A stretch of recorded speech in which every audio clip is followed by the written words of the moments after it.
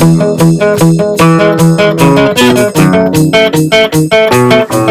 it's Sandra. Thank you for joining me today in my kitchen and tuning into my channel on Modern Living. Today I'm busy canning fresh peaches. There is nothing sweeter and more juicy than a fresh, locally grown peach, and I happen to get 2 bushels of the most beautiful peaches I think I've ever seen from a local orchard last week.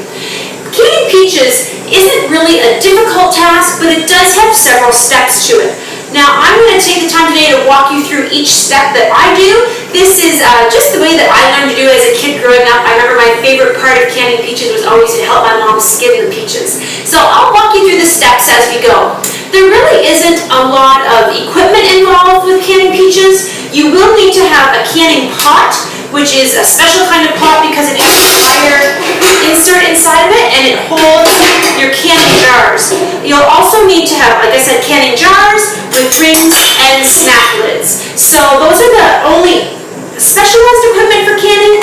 Pretty much everything else you're going to already have in your kitchen. Your first step comes as soon as you get your peaches home from the orchard. Generally when you pick up your peaches, they're not going to be all really that ripe. The orchard tries to pick them when they're just starting to ripen. So the first step is to lay them out onto newsprint is generally what I find works the best. Space them so that there's room between all the individual peaches, and I always lay them with the stem side down because I just find they balance better, and you're going to have to leave them here for several days. So I actually picked up these peaches 4 or 5 days ago, and they've been ripening here ever since, and they look absolutely perfect. Today's going to be a perfect day for canning peaches. Once you've got your peaches all ripe, the next thing you need to do is to scald them just very quickly. So blanching or scalding allows the skin to slip off really easily. So I've just got a pot of just water boiling on the stove, and all I'm going to do is I'm going to slip the peaches into the water very quickly, only for about 30 seconds, maybe not even quite. I don't want it to really cook the peaches. I just want it to heat them up enough that the skins will slip off real easy. So I'm just going to leave it in there quickly. Okay, hold on.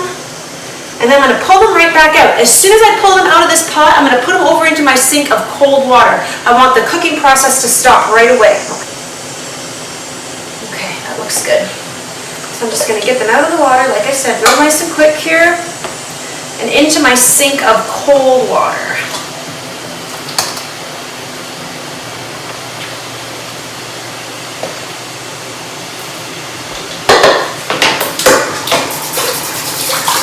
Get those cooled down as quickly as possible. Now, one thing that I have found with doing peaches, because it is generally a whole afternoon's job, is I'm going to blanch a few pots full, and then I'm going to skin them and I'm going to cut them up all at once. I find it's just easier to do things in chunks of a job instead of trying to do 6 peaches and then skin them, cut them, put them in the jar, and then go back. It's just easier if you do kind of one step at a time for a bunch. So I'm going to just keep scalding for a little bit here, and then once we've got that step done, I'll show you how you skin them and slice them up. So the easiest way, once these peaches are scalded, skinning them is really super easy. You can probably just use your fingers. If you do get a spot that's sticky, you can use a knife to help with that, but they do peel up so easily, partly because I laid them out and made sure they were really ripe first, and also partly because they were scalded. After I get the skin off, all I do is I just whip around them with a knife, and I use my knife to pry them open, and that gives you the pit. Now, part of the secret to that is also to make sure that you get freestone peaches. These are a Red Haven variety, which is a freestone variety, and it means they come off of the pit really easily. Not all peaches are freestone, so make sure when you're ordering or buying your peaches that you get a freestone variety of peach. When I go to cut this peach, I always look for the crease here because that shows me the edge of the pit, and I just cut around on that crease. And you can take the skin off before or after you've done that, no big deal either way. And you can cut them in halves, but I've actually started cutting them in quarters. When I first started canning peaches, I don't know if I thought it was some sort of a beauty contest, but I used to try to have my peaches cut perfectly in half and layer them in the jars just so, and it took a lot more time, and you can't fit as many peaches in the jar. So once I decided that I was probably never going to enter them into a county fair or win any sort of peach jar contest, I decided that cutting them in quarters was just as easy and actually quicker, and you fit more in the jar that way. So now I just cut them into quarters, and they do sometimes give you a little bit of an argument coming off the pit, but for the most part, it's a pretty simple job. So I'm just going to keep cutting here and get all these peaches quartered, and then I'll show you how I jar them up and get the syrup ready. out this beautiful sink I've got full of peaches. Absolutely fabulous. I've got them all blanched, peeled, quartered, and ready to go in the jars. Now, before I start with the jarring, there's just a couple things you should note. One is we need to make some syrup to go on top of the peaches. So my mom's version always called for 4 cups of, well, it's a 2-to-1 ratio. So if I have 4 cups of water, then I have 2 cups of sugar. So in this pot, I've actually got 8 cups of water, so I'm going to add 4 cups of sugar. Now, if you want a less sugary version, you can reduce the sugar a little bit, but you can't remove it altogether. So you could probably reduce the sugar almost by half. I know my sister uses a lot less sugar than my mom does, but that's really a personal preference thing. I've always used the 2-to-1 ratio, and my family enjoys that. So I think I'm going to stick with that. The other thing you need to do is make sure before you have your peaches in your jars that your jars have been sterilized. You can do that in multiple ways. You can wash them in the sink, you can sterilize them in your oven, you can put them in a pot of boiling water. I went the easy method this time, and I actually sterilized mine in my dishwasher. So I've got these all sterilized, ready to go.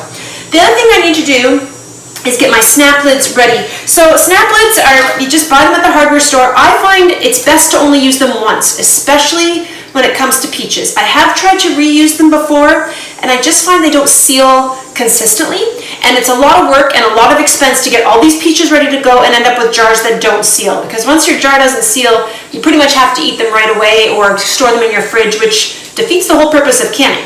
So I would say buy new snap lids every year when you're doing peaches. Put your lids in a jar with some water and put them on the stove to boil. While my sugar is melting, I've got to boil my syrup on the stove to get all that sugar dissolved. And while my lids are prepping on the stove, I'm going to jar my peaches. When it comes to jarring your peaches, there's no real specific way to do it, but the one thing you do want to do is try to get as much of this lemon water off of them as possible. Once you've got all the water out of your peaches, it's really pretty simple. You're just going to, by hand, put them into the jars. I have mostly wide mouth jars that I use for my peaches, but you can certainly use the narrow standard mason jar lids, or jars. It makes no real difference the size of the opening. I just find it's easier to get them in there if you've got the bigger opening.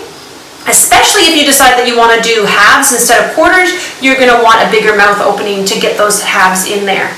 Now, I usually just try to get as many in as I possibly can, but I want to make sure that all the fruit is below the neck of the jar, okay?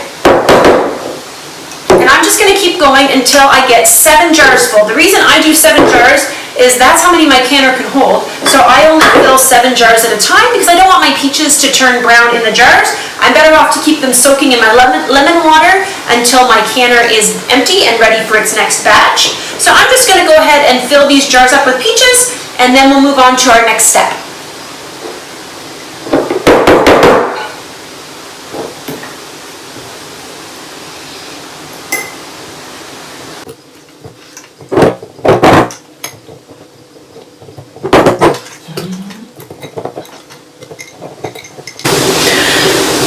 My peaches are all jarred, and now it's time to add the syrup. So remember, I have it boiling over here on the stove, and it doesn't really, actually I don't want it to be boiling when I put it over the peaches. I just really want to make sure that the sugar is all dissolved into the water. So my syrup just goes over top of my peaches. No exact measurement. I find it takes approximately 1 cup of syrup, but you just really, again, want to fill till you're into the neck, but not to the top of your jar. There needs to be a bit of space there, okay?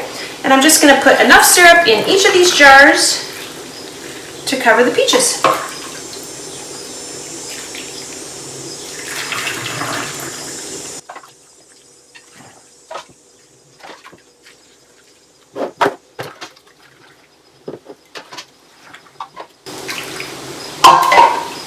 Okay, so we've got all the syrup on. Now here is probably one of the most important tips I can give you. One second, I'm just going to get my pot out of the way here. And that is that you absolutely 100% need to make sure there's no little bits of peaches on the edge of your jar rim, or your peaches won't seal, and you'll have gone to all this work and all this effort and have nothing to show for it because you cannot store a jar of peaches that isn't sealed. You have to put it into your fridge and eat it very quickly, or they just go bad. So definitely make sure you take the time. Get a clean wash rag and go all the way around each jar. Even if you don't think there's anything there, if you can't see it, trust me, it's worth the effort. You're going to kick yourself so hard if your jars of peaches don't seal because you didn't wipe them down. So just take the extra minute and wipe all your jars.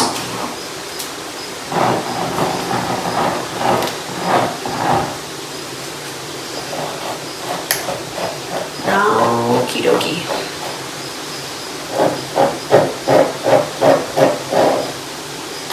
Last one.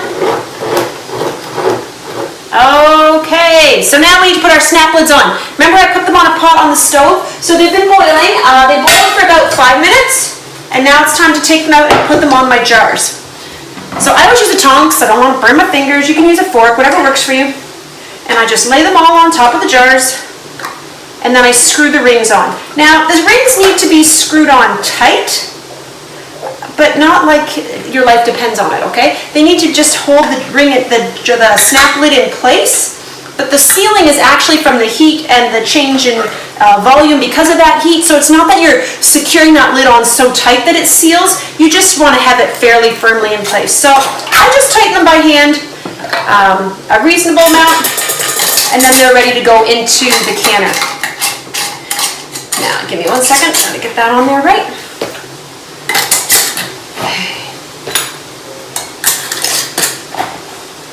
My jars have got the lids and the rings on and they're ready to go in the canner. So I've got my canner here. I'm just going to load it up. And like I said, my canner holds 7 jars. Yours might hold 7. I've had a canner, once upon a time I had a canner that held 8 jars, but this one holds 7. And I do have a little bit of water in here already. I want to make sure that I have enough water that it's almost to the top of the rings. Or sorry, not the top of the rings, to the bottom of the rings. So it's to the top of the jar without covering the neck. I know some canning books will tell you you need to completely submerge them.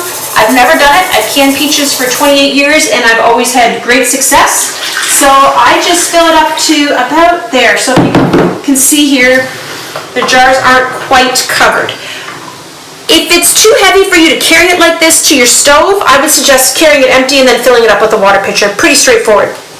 Other thing I want to mention to you is think about your heat source. So I have an electric glass top stove, and I know they will tell you that you can use a canner on them. I've had a salesperson tell me that, but I can tell you from my own experience that they sometimes break, and it's a very sad thing when your glass top cooktop breaks. So I don't use my glass cooktop anymore for canning.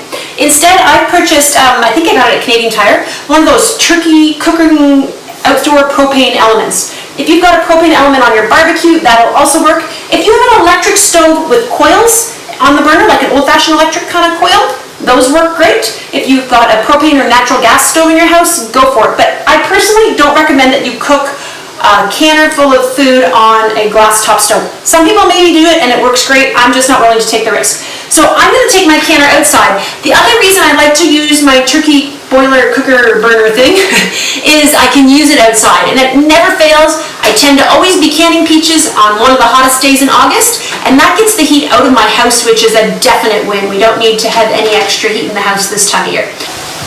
My propane burner is lit. My canner is on top and ready to go. I'm going to put the lid on and I'm going to check it probably every 5 to 10 minutes. Every 5 minutes, I would say.